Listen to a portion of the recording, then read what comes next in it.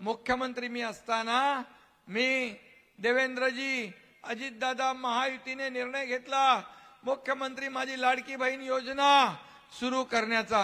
लाडक्या बहिणींना जी योजना सुरू झाली त्यांनी जरा हात वर करा बरं। बहुतेक सगळ्या माझ्या लाडक्या बहिणी सगळ्या योजनेमध्ये आहेत। आता एक विश्वास ठेवा, कोणी काही सांगितलं तरी माझ्या लाडक्या बहिणींची योजना बंद होणार नाही, बंद होणार नाही म्हणजे नाही। दुसरं, ज्या सवलती आपल्याला दिल्यात, आज बातमी बघत होतो एसटी मध्ये 50% दिलेली सवलत बंद करणार म्हणून, पण मी सांगतो एसटी मध्ये 50% दिलेली सवलत देखील बंद होणार नाही, बंद होणार नाही। आणि माझ्या ज्येष्ठांना देखील सवलत दिली आहे ती बंद होणार नाही। आणि म्हणून ज्या माझ्या लाडक्या बहिणींना आम्ही योजना चालू केल्यात, लेक लाडकी लखपती असेल, लाडकी बहीण योजना असेल, त्याचबरोबर या ठिकाणी केंद्राच्या योजना ज्या आदरणीय प्रधानमंत्री मोदी साहेबांनी सुरू केल्या त्या देखील सुरू राहणार।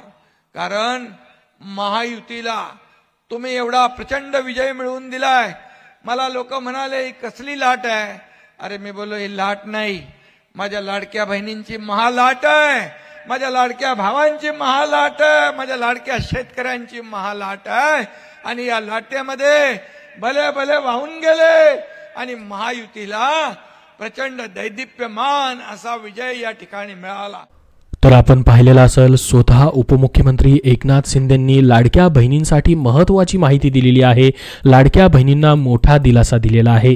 मुख्यमंत्री माझी लाडकी बहीण योजना ही राज्य सरकारची महत्त्वाकांक्षी योजना आहे। या योजनेच्या संदर्भात विविध बातम्या समोर येत असल्याने महिलांमध्ये संभ्रमाचे वातावरण निर्माण झालेले आहे। तर बघा, मुख्यमंत्री माझी लाडकी बहीण महिलांना आर्थिकदृष्ट्या सक्षम करण्यासाठी 21 ते 65 वर्ष वयोगटातील महिलांसाठी राज्य शासनाने ही योजना सुरू केली। या योजनेअंतर्गत तुम्हाला आतापर्यंत जवळपास या ठिकाणी 8 हप्ते भेटलेले असतील। म्हणजे 8वा हप्ता जर तुम्हाला जमा झालेला असेल आतापर्यंत, कारण की या ठिकाणी बघा 8वा हप्ता जो आहे तो तुम्हाला लवकर दिला जाईल असं सांगण्यात आलेलं होतं। सोमवारपासून या ठिकाणी किंवा आज देखील तुम्हाला पैसे येऊ शकतात। 28 तारखेपर्यंत या पूर्ण 8 दिवसामध्ये कधीही पैसे तुमच्या खात्यामध्ये जमा होऊ शकतात। तुमचे 8व्या हप्त्याचे पैसे आलेत की नाही कमेंट बॉक्समध्ये कमेंट करून नक्की सांगा। आले असतील तर धन्यवाद, आले म्हणून नक्की पाठवा, नसतील आले तर नाही म्हणून पाठवा, जेणेकरून सर्वांना ही माहिती समजेल। तर बघा, जवळपास तुम्हाला या ठिकाणी प्रत्येक महिन्याला 1500 रुपये जो आहे निधी प्रदान करण्यात येतो डीबीटीच्या माध्यमातून। तर निकषात न बसणाऱ्या महिलांना या ठिकाणी मात्र योजनेमध्ये जे आहे लाभ घेतल्याचं आढळून आल्यानं शासनाने पडताळणी प्रक्रिया राबवली। या अंतर्गत पात्र न ठरलेल्या महिलांना मात्र योजनेतून वगळण्यात येत आहे। तर बघा, आता 28 जून 2024 रोजी जो शासन निर्णय आलेला होता आणि 3 जुलै 2024 रोजी जो शासन निर्णय निर्गमित करण्यात आलेला होता, तर त्या शासन निर्णयानुसार अपात्र ठरणाऱ्या महिलांना मुख्यमंत्री माझी लाडकी बहीण योजनेतून वगळण्यात येत आहे। जो पहिला जुना शासन निर्णय आहे तो शासन निर्णय आहे, यामध्ये नवीन कुठलेही निकष या ठिकाणी आणण्यात आलेले नाहीत। तर बघा, ज्या महिलांचे उत्पन्न 2.5 लाखांपेक्षा जास्त आहे, ज्यांच्या घरात 4 चाकी वाहने आहेत, तसेच ज्या महिला सरकारच्या इतर योजनांच्या मार्फत आर्थिक लाभ घेत आहेत, अशा महिलांना योजनेतून वगळण्यात येत आहे। तर ही एक महत्त्वाची माहिती आहे अपात्र लाडक्या बहिणींबद्दल। तर लाखो महिलांना आतापर्यंत योजनेतून वगळण्यात आलेलं आहे। आतापर्यंत 5 लाख महिलांना योजनेतून वगळण्यात आलेला असून अपात्र महिलांच्या संख्येत आणखीही वाढ होण्याची शक्यता आहे। याच दरम्यान ही योजना बंद होण्याबाबतही विरोधकांकडून बोललं जाऊ लागलंय। यावर आता मात्र राज्याचे उपमुख्यमंत्री एकनाथ शिंदे यांनी खुद्द स्वतः प्रतिक्रिया दिलेली आहे। काय म्हटले ते डिटेलमध्ये आपण बघूयात। उपमुख्यमंत्री एकनाथ शिंदे यांनी म्हटलं, लाडक्या बहिणींच्या योजनेत खोडा घालणाऱ्यांना लाडक्या बहिणींनी जोडा दाखवला आहे। लाडकी बहीण योजना कधीही बंद होणार नाही ही खात्री बाळगा। त्यासोबत एसटी प्रवासात तिकिटासाठी महिलांना 50% सवलत दिली आहे, ती सुद्धा योजना कधीही बंद होणार नाही। तर बघा, ज्या पात्र लाडक्या बहिणी आहेत त्यांची योजना पुढे कायमस्वरूपी चालूच राहील असं माहिती या ठिकाणी देण्यात आलेली आहे। व्हिडिओच्या सुरुवातीला देखील आपण पाहिलेला असेल, त्यांनी सांगितलं की लाडकी बहीण योजना अजिबात बंद होणार नाही, हा विश्वास या ठिकाणी ठेवा। तर लाडकी बहीण योजना पुढे तुमची कायमस्वरूपी चालूच राहणार आहे, स्वतः उपमुख्यमंत्र्यांनी ही घोषणा केलेली आहे। तर ही तुमच्यासाठी या ठिकाणी खुशखबर असणार आहे, मोठा दिलासा असणार आहे. लाडकी बहीण योजना आता अखंडपणे पुढील 5 वर्ष या ठिकाणी चालू राहील, कारण की स्थिर सरकार नव्याने पुन्हा एकदा ज्या सरकारने योजना आणली होती तेच सरकार स्थापन झाल्यामुळे तुमची योजना बंद होणार नाही, अखंडपणे पुढे चालूच राहणार आहे. तर बघा, राज्य शासनाची महत्त्वाकांक्षी मुख्यमंत्री माझी लाडकी बहीण योजनेच्या अंतर्गत पात्र महिलांना जे 1500 रुपये दिले जातात, आतापर्यंत एकूण तुम्हाला 8 ते 7 हप्ते या ठिकाणी भेटलेले असतील. तर आता 8वा हप्ता देखील तुम्हाला याच महिन्यामध्ये वाटप त्याचं चालू झालेलं असेल. या महिन्याच्या 28 तारखेपर्यंत कधीही तुमचे पैसे जे आहेत त्या ठिकाणी जमा होऊन जातील. फेब्रुवारीचा महिना जो या ठिकाणी आहे त्याचा 8वा हप्ता जो आहे तो वाटप करण्यासाठी जवळपास 3490 कोटी रुपये या ठिकाणी वर्ग करण्यात आल्याची माहिती देखील समोर आलेली आहे.